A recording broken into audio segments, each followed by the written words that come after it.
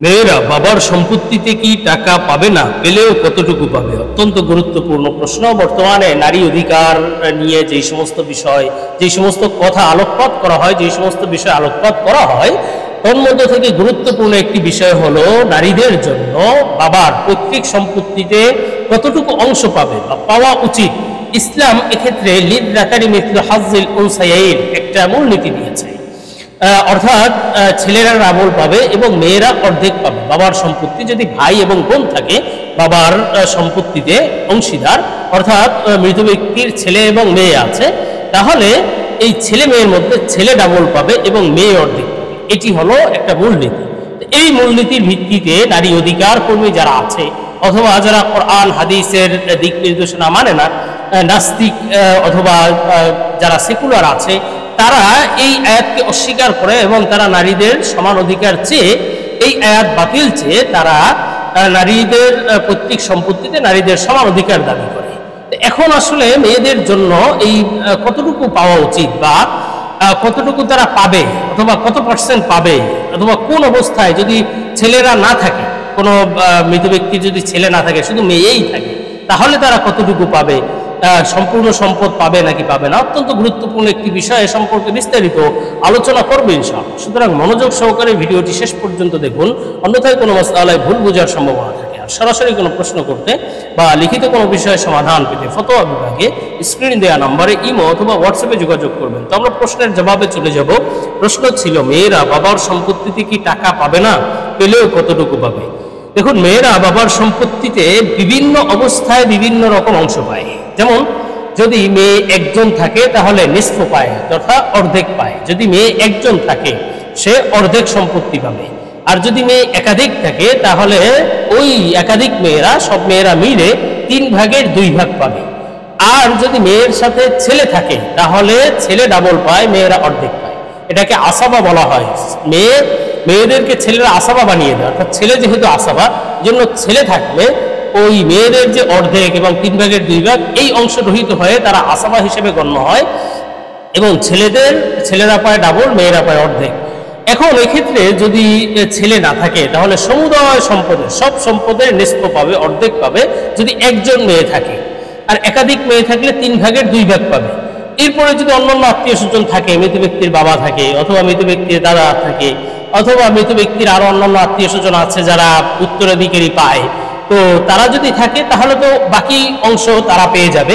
কিন্তু তারা যদি আবার না থাকে, একেবারে অন্য যারা ওয়ারিশ আছে তারা কেউ নাই, শুধু মেয়েই আছে, তাহলে ওই যে অবশিষ্ট যে সম্পদ আছে সেগুলো কিন্তু ওই মেয়েই আবার পুনরায় পাবে, যাকে রদ বলা হয়।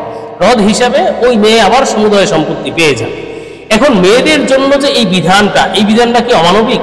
এই বিধানটা কি অযৌক্তিক? কখনোই নয়। কেননা মেয়েদের আসলে আমাদের যে ইসলামের পারিবারিক সিস্টেম, এটার মধ্যে মেয়েদের খরচের খাত খুব কম, নাই বললেই চলে।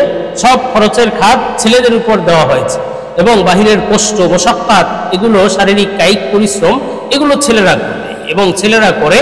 তারপরে বিভিন্ন পর্যায়ে যারা মেয়ে থাকবে তাদের ভরণ পোষণের ব্যবস্থা করবে, খরচের ব্যবস্থা করবে, নিরাপত্তার ব্যবস্থা করবে, মর্যাদা সম্পন্ন রিজিকের বা মর্যাদা সম্পন্ন তাদের ভরণ পোষণের ব্যবস্থা করবে। যেমন যখন বাবা হবে একজন ছেলে, তখন সে তার কন্যার ভরণ পোষণের ব্যবস্থা করবে। আবার যখন স্বামী হবে একজন ছেলে, তখন তার স্ত্রীর ভরণ পোষণের ব্যবস্থা করবে। এটি ইসলাম ছেলেদের উপরে ন্যস্ত করেছে। এর সাথে কিছু খরচ যেন মেয়েরাও গ্রহণ করতে পারে অথবা মেয়েদের বিভিন্ন প্রয়োজন যাতে পূর্ণ করতে পারে, এজন্য উত্তরাধিকারী সম্পত্তিতে মেয়েদেরকে অংশ দেওয়া হয়েছে। দেওয়া হয়নি, জাহিলি যুগে অংশ দেওয়া হতো না, কিন্তু ইসলামে সেখানে অংশ দেওয়া হয়েছে। কিন্তু যৌক্তিক কারণেই তাদেরকে ছেলেদের অর্ধেক করে দেওয়া হয়েছে, যেহেতু ছেলেদের খরচের খাত অনেক বেশি। মেয়েদের কোনো খরচের খাত নেই, কিন্তু তারা বাপের অংশ পায়, স্বামী থেকে অংশ পায়, তারপরে অন্যান্য আত্মীয় স্বজন, ভাই মারা গেলে সেখান থেকে অংশ পেতে পারে বিভিন্ন অবস্থায়। তো উত্তরাধিকারী সম্পত্তি মেয়েরা পায়, কিন্তু সেটা কম বেশি যেটাই হোক না কেন তারা পায়, কিন্তু তাদের খরচের খাত কম। এজন্য আসলে ছেলেদের উপরে খরচের সব দিয়ে দেওয়া হয়েছে, আর মেয়েদেরকে সম্মানের স্বার্থে এবং তারাও যেন নিজেদের স্বাচ্ছন্দ্য মতো জীবনযাপন করতে পারে, এজন্য তাদেরকে সম্পদ লাভের বিভিন্ন অবস্থা দেওয়া হয়েছে। সাথে সাথে তারা যদি ঘরে বসে অথবা ইজ্জতের সাথে নিরাপত্তার সাথে যদি কিছু কাজবাজ করতে পারে সেটারও অনুমতি দেওয়া হয়েছে ইসলামে। কিন্তু মেয়েদের উপরে কোনো কাজ চাপিয়ে দেওয়া হয়নি। মেয়েদেরকে কষ্ট হবে অথবা মেয়েদের কায়িক পরিশ্রম হবে, মেয়েদের বিভিন্ন বেইজ্জতি হওয়ার সম্ভাবনা আছে, মেয়েদের বিভিন্ন শ্লীলতাহানির সম্ভাবনা আছে, এই ধরনের পরিবেশ পরিস্থিতি মেয়েদেরকে ধাক্কা দিয়ে ফেলে দেওয়া হয়নি। ইসলামে এটা করেনি, বরং ইসলামে তাদেরকে মর্যাদার সাথে, সম্মানের সাথে, সসম্মানে ঘরে রেখে, পর্দার সাথে রেখে তারপরে তারা শান্তিময় জীবনযাপন করবে এবং নিজেদের স্বাচ্ছন্দ্য মতো জীবনযাপন করবে। এক্ষেত্রে যেই সমস্ত সম্পদ, যেমন মোহরানার সম্পদ স্ত্রী পায়, সেটার উপরে কিন্তু স্বামীর কোনো হক নেই। স্বামী দখলদারিত্ব করতে পারবে না, যে স্বামী সেটা খরচ করতে পারবে না, বা স্ত্রীর অনুমতি ছাড়া স্বামী সেটা নিতে পারবে না। আবার মেয়েদের যে এই যে সম্পত্তির যে হকগুলো, সেগুলো স্ত্রীর অনুমতি ছাড়া স্বামী সেগুলো খরচ করতে পারবে না, বা তার যে পুরুষ অভিভাবক থাকবে তারা সেই অংশগুলো নিতে পারবে না। সুতরাং এই যে বিধান, ইসলামের বিধান যদি পরিপূর্ণ কার্যকর হয়, তাহলে একজন মেয়ে শান্তিময় ইজ্জতওয়ালা জীবন যাপন করতে পারে। কিন্তু মূল সমস্যাটা এখানে না, মূল সমস্যাটা হচ্ছে মেয়েদের বর্তমানে ইজ্জতওয়ালা জিন্দিগি নাই কেন?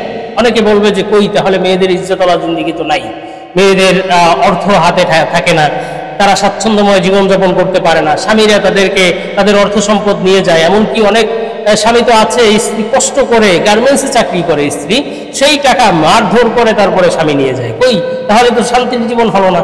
এর কারণ হলো আসলে মানুষের বৈবাহিক জীবনে বা পারিবারিক জীবনে ইসলাম নেই, সামাজিক রাষ্ট্রীয় জীবনে ইসলাম নেই। যদি থাকতো অবশ্যই মেয়েরা শান্তিময় জীবনের গ্যারান্টি পেত।